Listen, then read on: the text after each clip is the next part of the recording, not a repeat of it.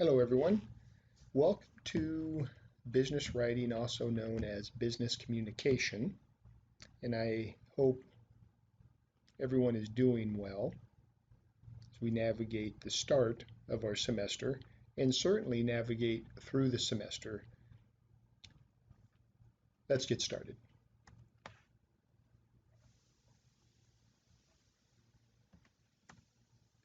I have to do introductions, and I will say this, as I've said to all my classes. The introduction is something I have to do, but probably isn't the first thing I like to do.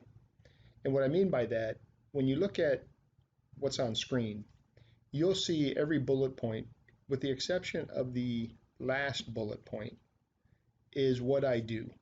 The last bullet point is who I am. And that's a big difference.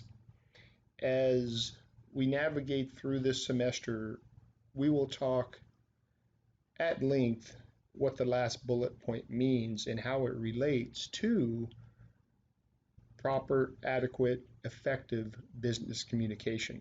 But let me introduce you to what I do. I teach and have been teaching at the collegiate level for 13, 14 years, something like that, with Cal State University San Marcos, University of Wisconsin, Columbia College, Metro State University. In all these universities, I teach in what I refer to as the foundation of business, and we'll talk about that at length in this course too. The foundation of business has three parts: finance management, operations management, and behavior management. And those are the three areas that I teach in.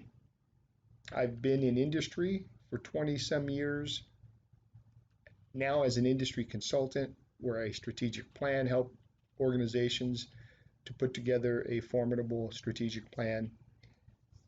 I can assess the foundation of their business, and we'll talk about this too in a moment. There's only 3 businesses on the planet. We'll talk about that. Each business has a foundation that has those 3 parts: finance, operations, and behavior management. I've been a VP of operations, asset manager, organizational developer, general manager, regional controller, etc., etc., etc. I've developed a strategic planning process called the Triple Bottom Line Strategic Performance System to help organizations create, enhance, deploy their strategic plan. There's also organizational analysis that I help companies assess their foundation of business. I hold degrees in accounting, business administration, organizational development, etc., etc., etc. Let me get to the last bullet point: core values. Each person has to have a set of core values. If you don't, I highly encourage you to develop those. My core values are patience, peace, understanding, truth, and tolerance. The acronym I use is PUTT, P-P-U-T-T, PUTT. Excuse me, I said PUTT. Patience, peace, understanding, truth, and tolerance. And it sounds great, and you may have even used or heard the term core values. Core values not only need to be established in each individual, because companies establish core values too, and that's the connection. And we'll talk about that in length in this course.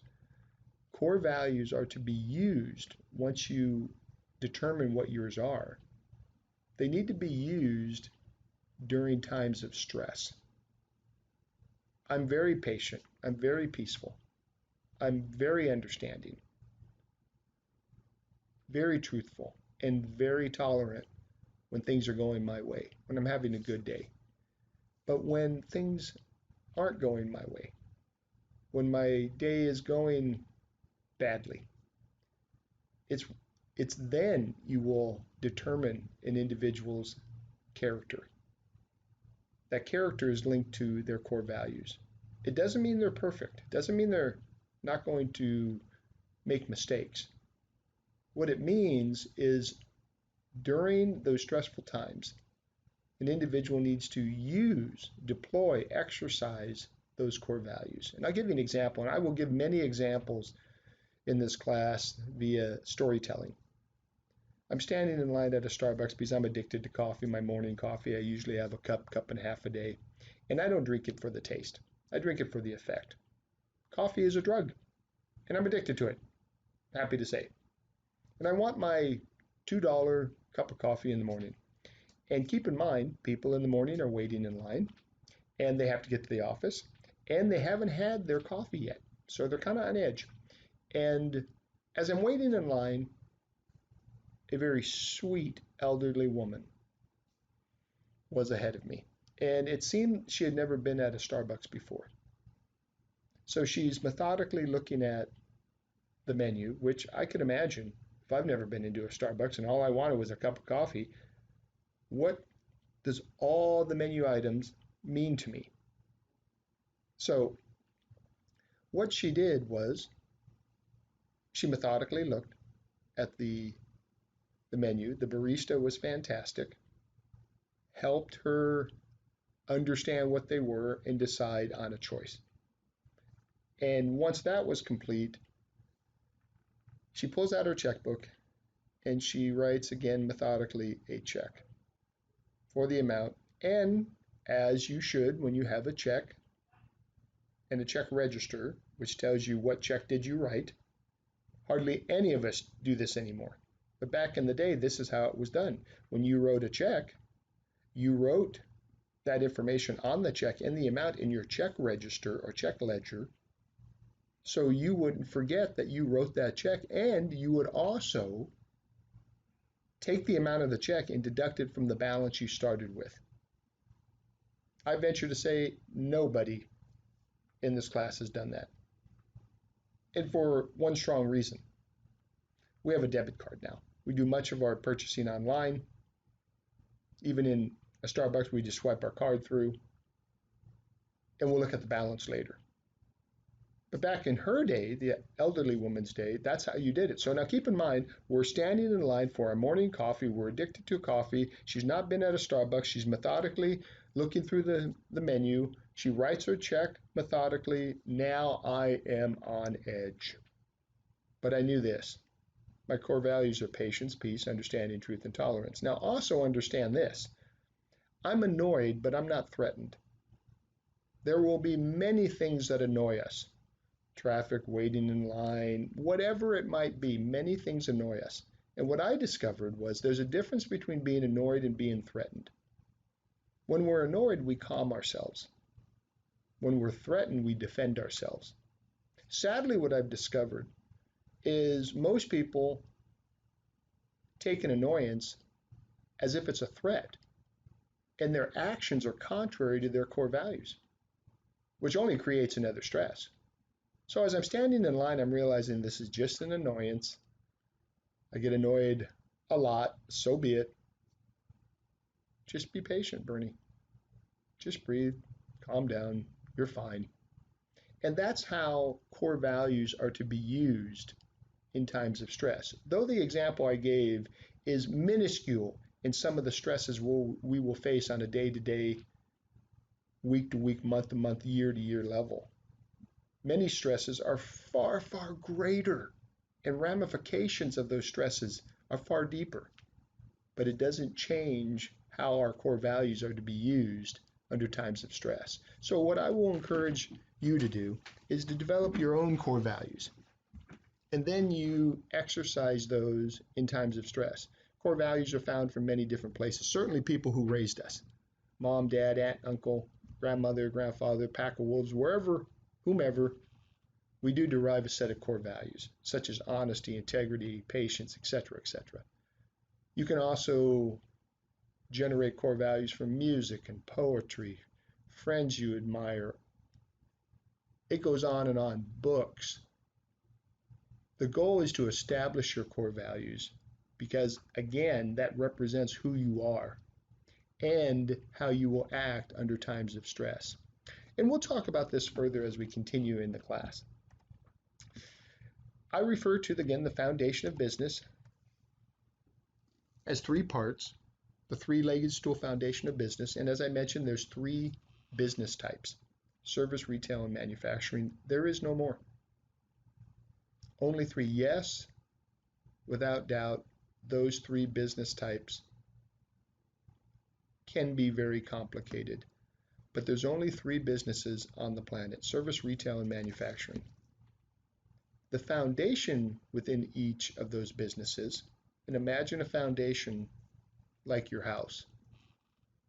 If that house or apartment building was built on sand, you can imagine it will not stand the test of time. In other words, it won't stand any storm that comes your way. The foundation has to be built firm, and then you place things on that foundation. You place the walls, the roof, other things on that foundation, but without that strong foundation, the building will eventually fall and fall prematurely. Same thing in business. Only three types of businesses on the planet: service, retail, manufacturing. Each business needs to have a foundation that consists of three parts: finance management, operations management, and behavior management. Now you'll see on screen, it says organizational development management. That is synonymous with behavior management. There are three outcomes to having a formidable foundation of business in your business. And you'll see an operative word on screen. One outcome is employee engagement. Second outcome is customer loyalty. Third outcome is profitability. But you will see, I did not say the operative word that appears on screen: sustainable. It's mentioned 3 times. When a company establishes a firm foundation to be profitable, generate customer loyalty, and have employees who are engaged, occur or will occur because we have to establish sustainability. And what I mean by that is any business can start. Anyone can start any business. They can hire an employee with a pulse. I'm being sarcastic. They can bump into a customer, and at the end of the month, they even made more money than they spent, which is a profit. To sustain that is different. So the 3 outcomes of having a foundation of business is our employees. We can engage sustainable employees. And we'll talk about that further in this course. What is an engaged employee? 2 things pop out, byproducts of an engaged employee. 1, they know their core values and they match with the organization. And 2, they are genuinely happy people. And I don't mean happy by hype. People who are engaged in their work are happier. And one reason for that is they know the company trusts and cares for them. So it's a two-way street. That's an engaged employee. Customer loyalty, there's a phenomena that occurs, and I teach my marketing students this. When a customer returns to the business to buy their product or service, the company does not spend any more in advertising or marketing to attract those customers back. And when they come back, they spend more money. Which business owner would turn that down? Of course, nobody would. But sadly, that's what occurs with customer loyalty. It declines because we don't have engaged employees. One could say the outcome of having engaged employees and customers that are loyal, it produces sustainable profits, and you're correct. And we'll talk about this consistently throughout the class because it's very important not only for you to understand the subject matter, which is business communication, but you need to understand what business is so you can apply business communication to it. Here's a flow chart of the 3-legged stool foundation of business. The strategic plan is a written document which needs to be communicated in the written word and communicated verbally, and we'll talk about that further. And it's placed on that foundation of the business. And you remember, the foundation of business has three parts: finance management, operations management, and behavior management, which then leads to the three outcomes of sustainable employee engagement, sustainable customer loyalty, and sustainable profitability. I want to talk about my teaching approach. I refer to it as the 10-60-90 rule.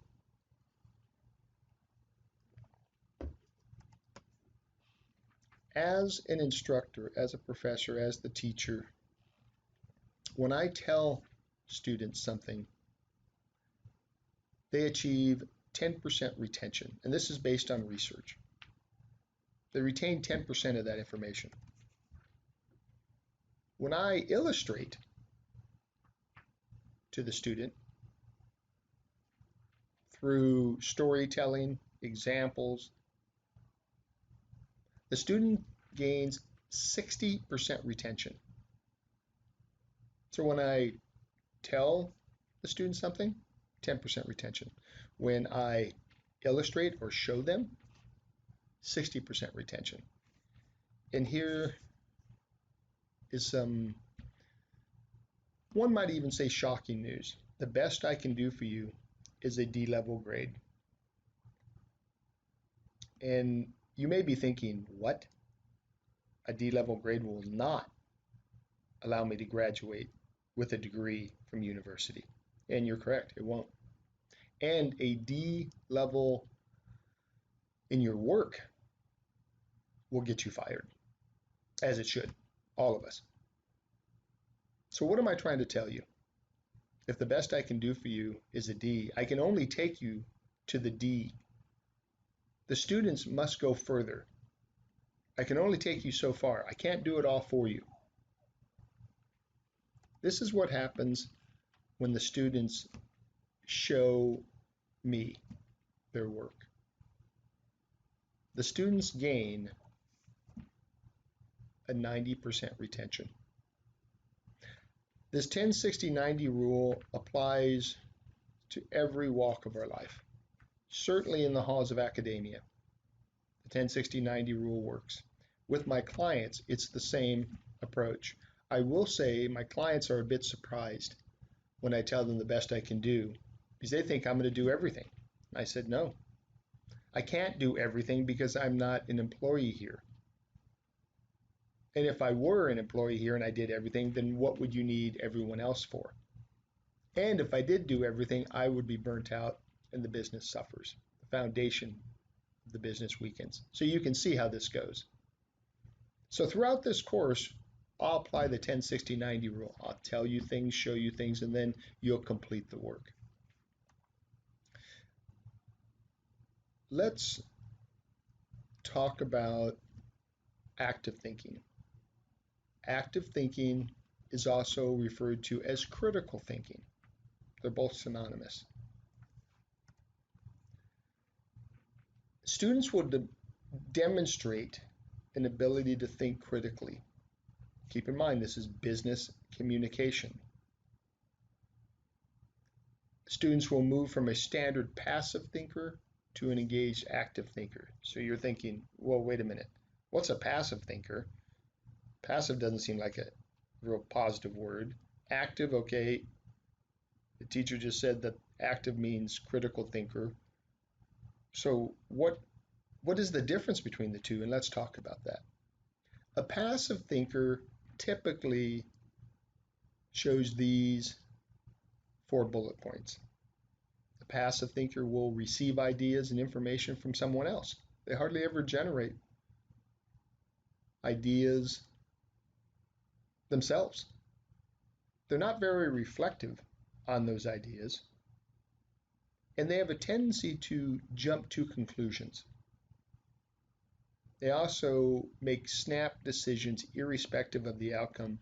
And I want to hone in on the last bullet point, snap decision irrespective to outcome.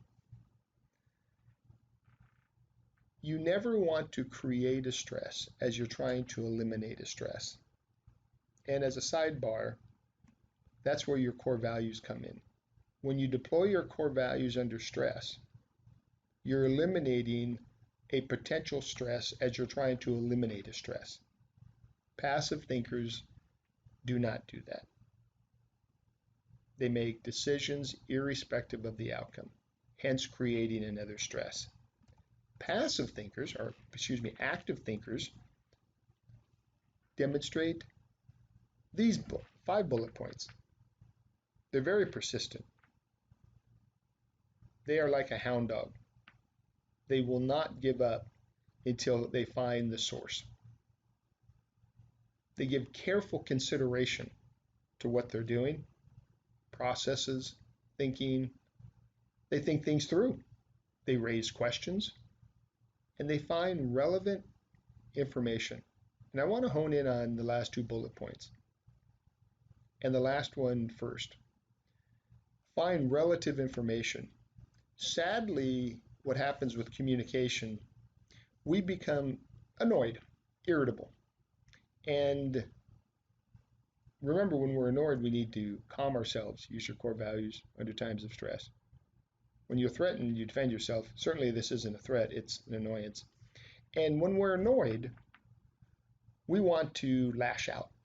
And this will happen in business communication, particularly in business when passive aggressive behavior occurs, which then will weaken the foundation of the business as it relates to behavior management. And what I mean as an example is this.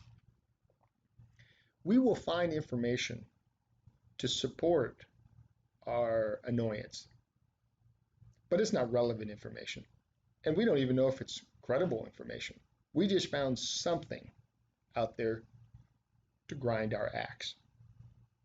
And when I say grind an axe, that means I am annoyed, I'm perturbed, and I want to get back at somebody. So I'm going to find information, whether it's true or not, to support my stress, my emotion. Active thinkers do not do that. Active thinkers step back, take a deep breath. Certainly, whether annoyed or threatened, they're going to use their core values. They're going to find relevant information to support the platform they need to move forward, the idea they need to move forward, the strategy they need to move forward. Active thinkers also raise questions, as the 4th bullet point shows. Research shows the most intelligent people on the planet are not people who have the highest IQs, but rather people who ask questions. So you can see the difference between a passive thinker and an active thinker, and make no mistake, we embody both of these in each and every one of us. The goal is to stay active when you need to make decisions. I tell people my optimum time to think critically and actively is in the morning. As I get later in the evening, I become more passive.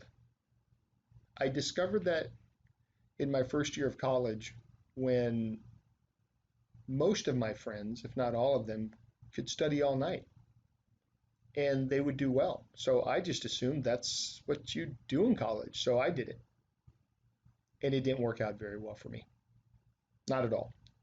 Fortunately, I discovered that early, and I had to remedy that with understanding my optimum time to study, which is my optimum time to think actively. And it was in the morning. So I went to bed at 10 most of the nights, and I was up early at 5. Still do that today. Because my optimum time to study, my optimum time to think, actively think, critically think, came in the morning, not in the evening. It doesn't mean I don't make decisions in the evening. I may have to do that. Many times I do. But we all need to understand when our optimum time to be active thinkers is. If it's all night for you, continue it. If it's not, you need to change it. And I give students a tool to use to determine if they're staying passive or active in their thinking. And I refer to it as VAC, V-A-C. When we ask ourselves at the end of the day, did I stay more active in my thinking or more passive in my thinking? Ask yourself, was VAC used? Were you versatile in your thought process? Were you adaptable in your thought process? Did you understand complexity? And what I mean by that is versatility says I need to utilize all the skills that I have. Adaptability is understanding what worked today may not work tomorrow. I need to make do. I need to make do, not say I can't or this was the best thing I could do, because those never create an active thinker. When somebody says this is the best I could do, they need to ask themselves, but was it the best thing to do? That was the best I could do. But was it the best thing to do? If you can answer yes to that, it was the best thing to do, then that was your best work. And you're developing adaptability and versatility. Understanding complexity is seeing, and the phrase goes, do you see all the moving parts? Do you see all the steps in the process? Take a marathon runner. All the steps it requires, no pun intended, to achieve running a marathon. First, it requires buying the right shoes, training, day-to-day routine, nutrition. You can see that the steps, the processes, all the moving parts to create a marathon runner. Same thing with a college student. What does it take to be a college student? And you can list a number of steps. Enroll, apply for classes, buy the book, attend class, all the processes. An individual using the VAC tool will look at all those processes, all those moving parts and say, okay, if I change one, how will it affect the other parts? When you, at the end of the day, can step back and say, was I more an active thinker today when I needed to be?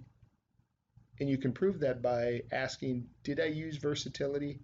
Did I use adaptability? Did I understand all the moving parts? And we'll talk about this as we continue the class. I want to show you properly communicated groups. Okay, look at this group. This group has said they are committed. Now let's define what the word commitment means. And I did this with a client in the board of directors for this company when we established their vision statement, their mission statement, and their core values. And one core value they chose was commitment. So we had to define what that meant. And to the surprise of all, they didn't understand that the word commitment means devoted.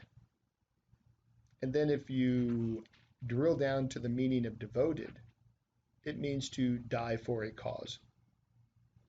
Now think about that for a minute. I'm committed. Whoa, dying for a cause, wait a minute. And there's an author that wrote a book on this subject, what commitment is. And the author said the greatest gift an individual can give is to lay down their life in love for another individual.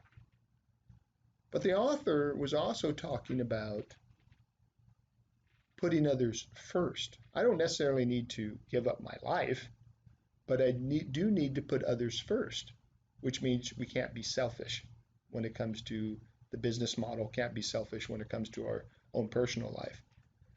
So you see the group in the first box, they're going different directions because they don't understand what the word commitment means. To die for a cause, which means I need to die to self. I need to die to my own selfishness so others can gain. That's what this group represents. When we are communicating correctly, and there's many parts we're going to see and develop and exercise in this course, because it's this group where all the arrows are going in the same direction. This is the ultimate committed group. The startling part that I discovered is the other group, where the people are going in different directions, they genuinely believe they are committed.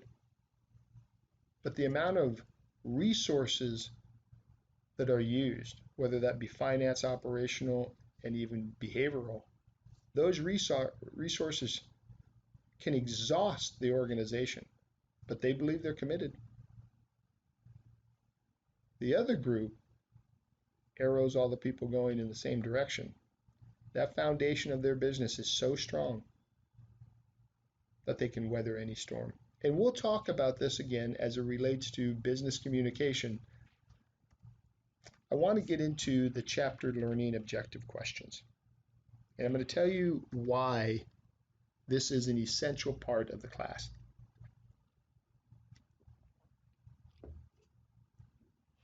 Only 37% of students, research shows, will actually read the book. It's fascinating. And I, in all fairness, when I was in college, undergrad, I remember getting through a class, got a pretty good grade. I think it was an A minus, and didn't read the book at all. Fascinating. Now remember the 10-60-90 rule? 10% retention if I'm told something, 60% retention if I'm shown something, 90% retention if I do the work. Well, in that one particular class as an undergrad, I didn't have to show much work. I just took the test. I didn't read the book. I went to class, I took notes, and I certainly got a good grade, but I would not know how to apply that information. So in order to circumvent that and students to generate knowledge that they can retain and apply to their work, which is education, is why I ask students to complete the chapter learning objective questions each week. I cannot lecture, will not lecture on the next chapter, on the first chapter, the subsequent chapters after, until students complete the chapter learning objective questions. So you're going to see, the questions will come from our text, Business Communication, a problem-solving approach, and you're going to see the learning objective questions right on the very first page of each chapter. And there they are, and it will tell you what to do. Explain the importance of communication to you and to business. Explain the ways in which business communication is a form of problem solving, etc., etc., etc. Chapter 1, you have 9 questions. So how do you complete the chapter learning objective questions? This is how. Remember, this is a business communication class. We will be communicating through the written word, hence this assignment, as well as verbally, as I'm doing now. And in so doing, you are leading the reader. You're taking nothing as an exception. You're not assuming anything, in other words. Don't assume that Mr. Mullen has taught this class, which I have, and he's going to understand what I'm saying. Nope, you're writing this to somebody who doesn't know this. First step. I give an example of the rodeo. I enjoy going to the rodeo, and I'm fascinated how they can lead a 500-pound behemoth of an animal around by pulling on the ring in their nose. That 500-pound bull will not come to me when I say, "Come here, little bully." I might call him Rip or Dutch or whatever. Not going to come to me when I call him by name. But when I pull on the ring in the bull's nose, he comes. Why? Because it's so painful. I can pull that behemoth anywhere I want to. That's what you're doing as a writer to the reader. You need to be very clear, very concise, and very confident. The 3 C's. clear, concise, confident when you write, because you are leading the reader to information. You're not assuming they know this. So let's get started on how you do the first one. First, you show the question. Type it, copy, paste. Yes, all assignments are submitted to Turnitin software. I can tell if students are plagiarizing by percentage points. And when you copy, paste, or write the exact question in the text, yes, plagiarism goes up. I understand that. You will not lose points for that. But the first thing you do is you show the reader the question. Question number 1, write out the question. Then you will have a space between the question and the answer. And you will write answer. Tell the reader what the answer is. The answer is in the text, and they're in chronological order. The wonderful thing about most textbooks is when they give objective questions, a chapter objective question 1, 2, 3, they go in order as you navigate through the chapter. You will find the answer to learning objective 1 earlier in the text than you will later in the text. So you'll find the answer in the text. Once you have the answer, write the answer. And then you will space from the answer to an example. Tell the reader, example. This is where it can become time-consuming and tricky for the student. And I don't mean tricky in a trying to deceive you sort of way, but it's something most students haven't done. You need to find an example for the answer, and I give you 6 resources to go to. You can find an example via a video, YouTube. You will find an example via an article, whether scholarly or not.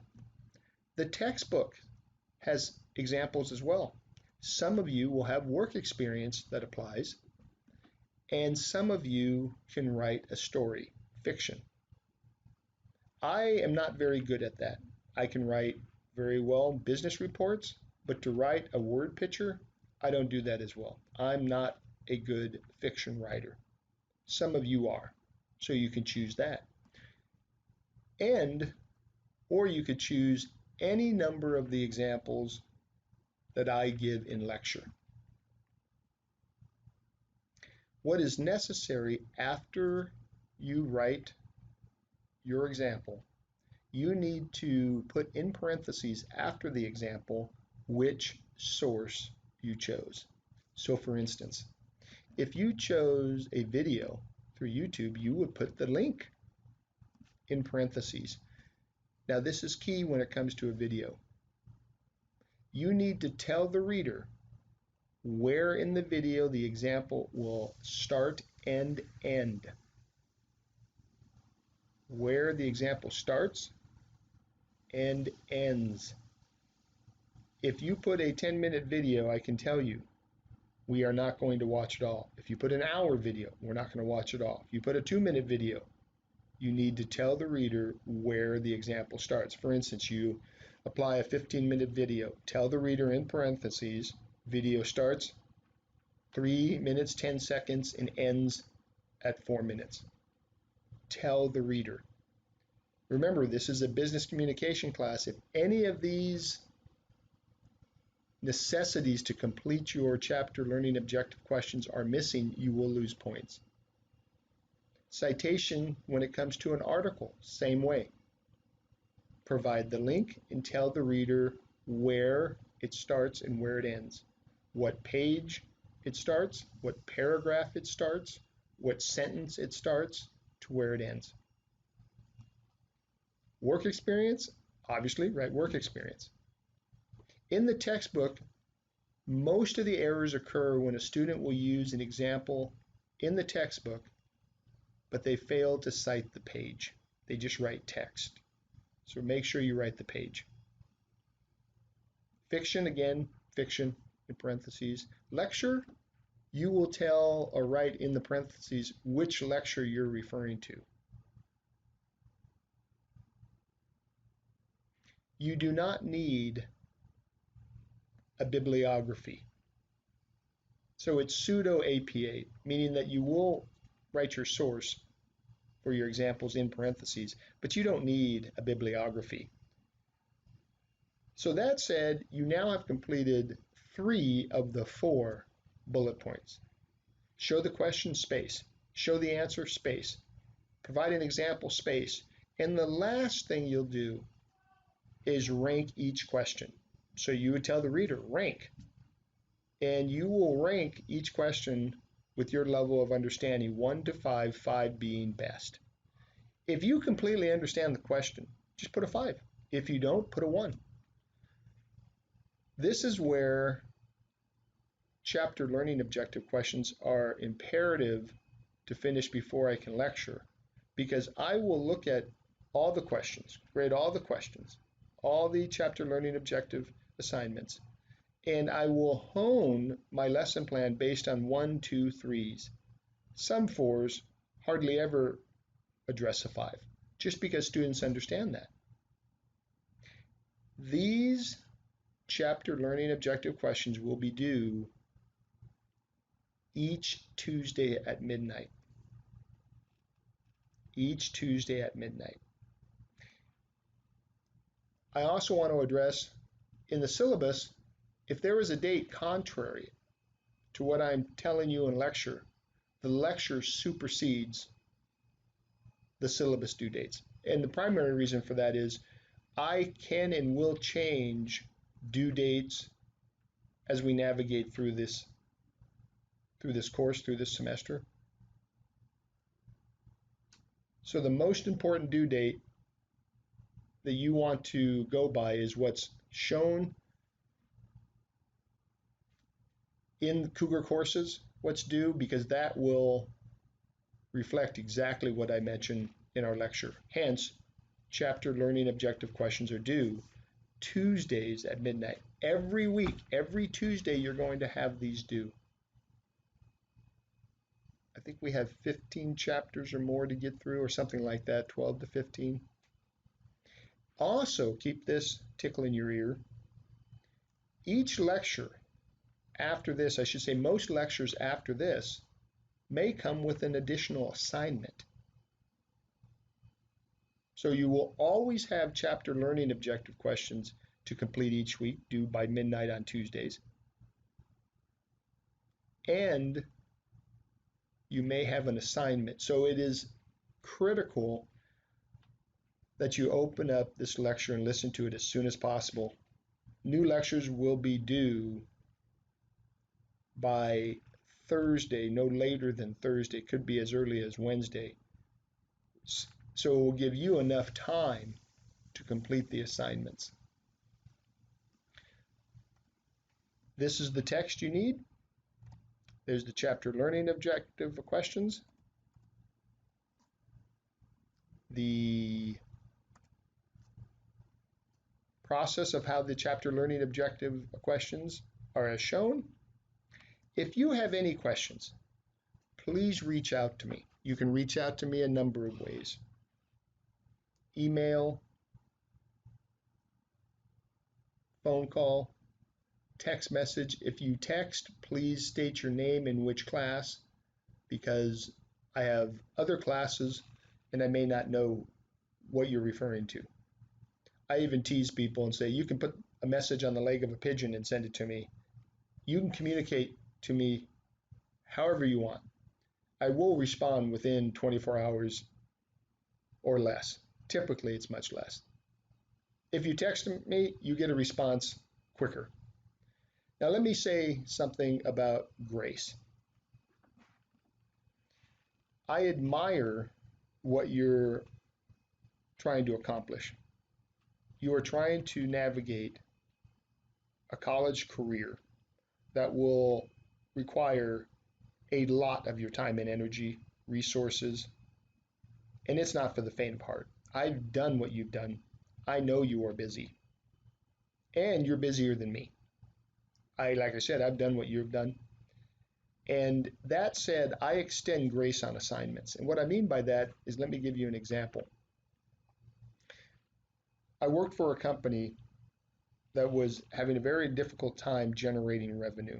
So my director of sales and marketing, who was brilliant, came up with a wonderful idea to generate revenue. So we formulated a team and we communicated consistently.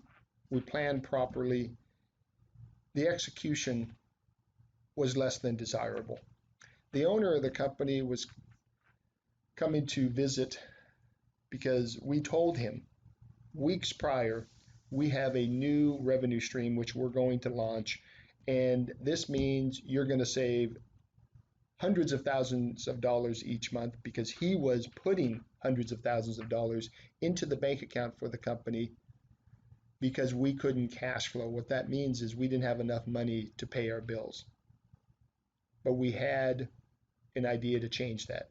He was very enthusiastic, plus very stressed out by giving money every month, which, as you know, you can't do. Eventually, you're going to run out of money. So again, the director of sales and marketing, brilliant idea, put together a team. We properly planned, properly communicate. Sadly, we did not execute because on the day of presentation and launch, she came to my office and she said, "We're not ready." Now, the owner is already en route. I couldn't call the owner and stop and say sorry. And I remember it's as if a bomb could have gone off around me. I would not have heard it or felt it. Everything went in slow motion. And I just said, well, if I have a job at the end of the day, let's talk about this further. Because keep in mind, the revenue stream was important to maintain the company in so much from going out of business as well, because money is not an endless resource. So the owner came and he gave it to me pretty good, which in all fairness, that's why I was the leader. I told the director of sales and marketing, I will block for you because that's what I do. Nobody will get to you unless they get through me, but we'll talk about this if I have a job at the end of the day. Fortunately, I did. And I took the heat for that because it happened on my watch. And I went to my director of sales and marketing, who was brilliant, keep in mind, much smarter than me.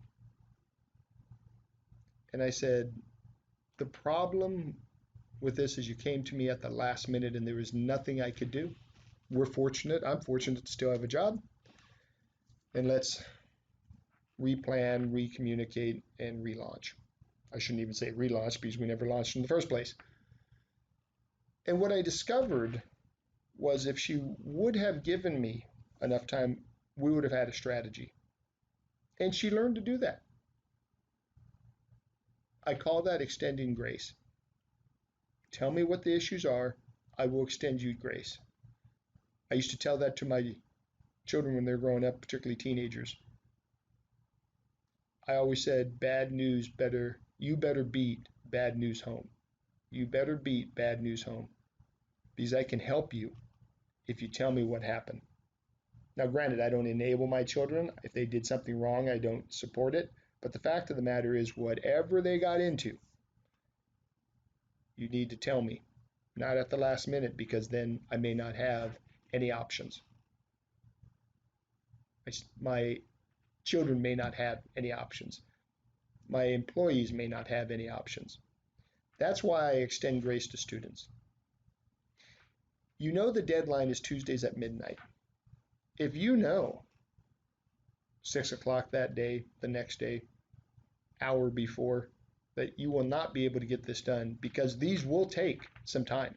You will not be able to complete a chapter learning objective question within 1 hour, sitting down at 11 and trying to finish this at midnight. It won't happen. You need to piecemeal this assignment, do a little each day.